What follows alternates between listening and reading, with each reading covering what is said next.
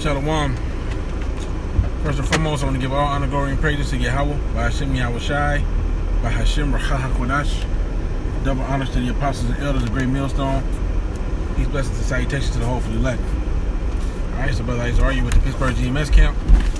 Coming to another lesson through the spirit and power of Yahweh, by Hashem Yahweh Shai, by Hashem Rachah HaKodash. Lord, with this lesson is edifying. Alright, and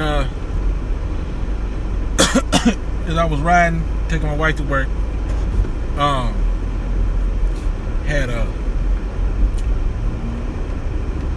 were speaking about something. Oh yeah, we were speaking about how, living up north, dangerous road conditions happen, snow. I mean, really right now, the whole East Coast, which it started, y'all know about the storm that's hitting a lot of places, winter storm. Right now it's in our area. And, the roads is pretty slippery, icy, things of that nature. We were remembering times when we didn't have the proper car. We had a car, but, there's, things that are better about this car. You know what I'm saying? That we appreciate, and we're just like, I made the statement like, some people think, having a car is a privilege, but I was just thinking about how, to have access to certain things, you really need a car. A car is like a necessity. You know what I'm saying? To get certain deals on shopping, to do certain type of grocery shopping. If you want to do a big amount of grocery shopping, you need a car. And I was just thinking about how, the scriptures talk about, scriptures say this was the sin of thy sister Sodom, and it goes down a list of things that were wicked about Sodom, Sodom and Gomorrah, particularly speaking about Sodom, which this place is spiritually Sodom in Egypt, so it's relevant. All right. And one of the things that it said is that it says it strengtheneth not the hand of the poor and needy. And I bring this out a lot, or I have brought it out a lot in the past. All right, and it's true. All right, if you're poor and you're needy, America, Babylon the Great is not going to strengthen you.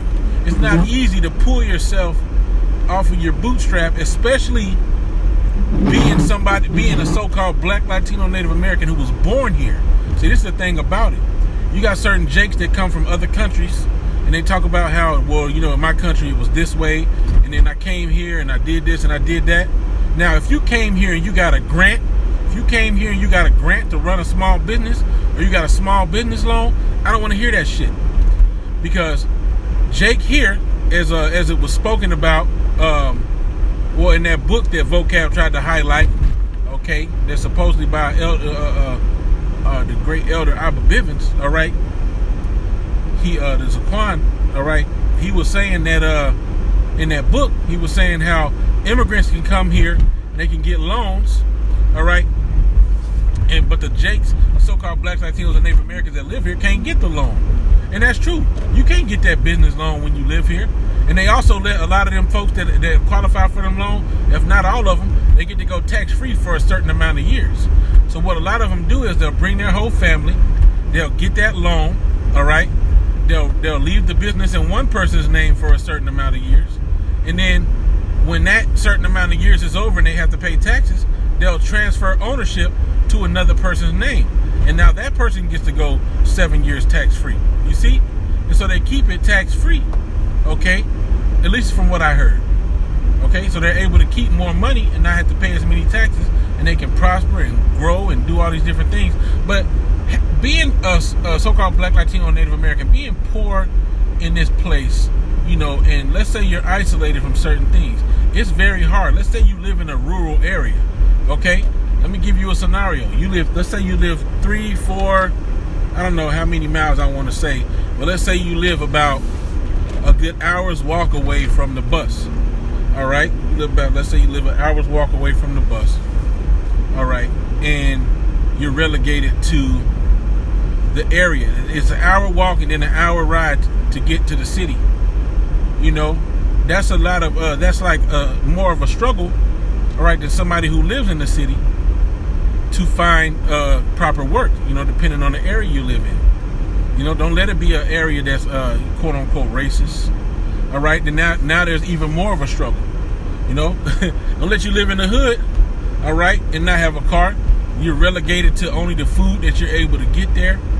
And a lot of times when you're a heavily populated so-called black area, all right, the food quality is horrible, man. You know, even in my neighborhood, the store up there, you know, the produce is whack, you know, right? Like I have to go out far to get proper produce and to get deals on produce. Either it's whack or it's overpriced, all right?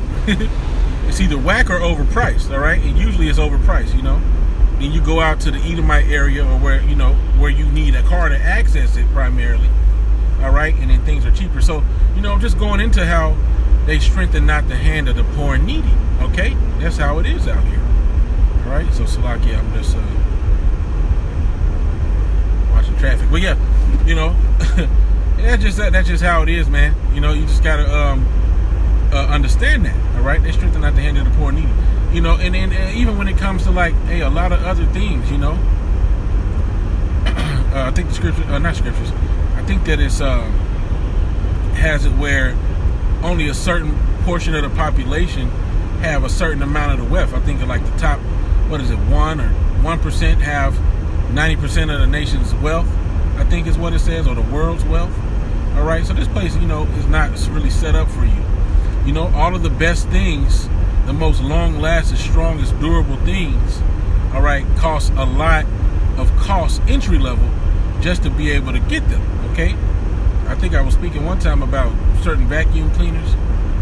If you buy you a vacuum cleaner and that mug will clog up, it'll mess up, you know what I'm saying? And then next thing you know, you got to go buy another one, all right? And it's typically because Jake don't typically have a lot of money at one time to be buying a $400, you know, or a $400 plus a vacuum cleaner, all right? That's not something that most Jakes have access to just go out and say, I'm going to spend $400 on this vacuum cleaner. No, we're going to go up here, we're going to get this $200 vacuum cleaner, or maybe even $250, you know what I'm saying, and roll with that for a little bit, and then a few months later, you trying to figure out how to fix that motherfucker, you know what I'm saying? So, you know, I'm just giving examples of how it strengthens not the hand of the poor and needy, all right? You can think you're getting stuff for free, or not for free, but for cheap. You going to shopping at the cheap stores and getting the cheap food. Yeah, that shit is made cheap too. It's gonna cheap your stomach up. It's gonna fuck your stomach up. Excuse my French.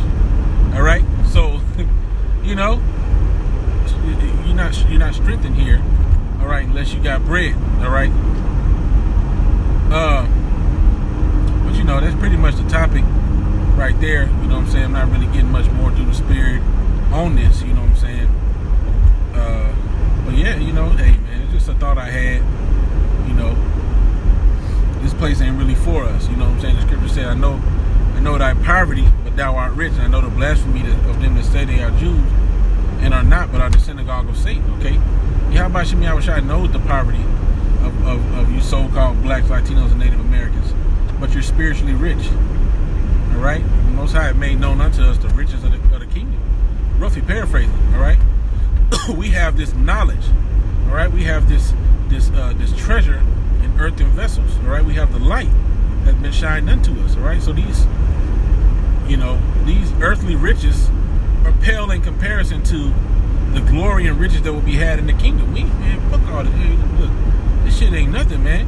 But the Wadi Yahweh Shem Yahushua for the mercies he does show, man. I remember there's a lot of things, you know, like going back to what sparked this lesson about my other car that I'm grateful of, because those things are better in this car. Is this car perfect? No, nothing you have here is going to be perfect, because the Lord doesn't want you to set your heart upon these things. You're going to have problems. You're going to have this that need fixing, that need fixing, this that could be improved, and this that could be running better. I'm very specific about certain things where it's like, oh yeah, I want to get the best miles per gallon.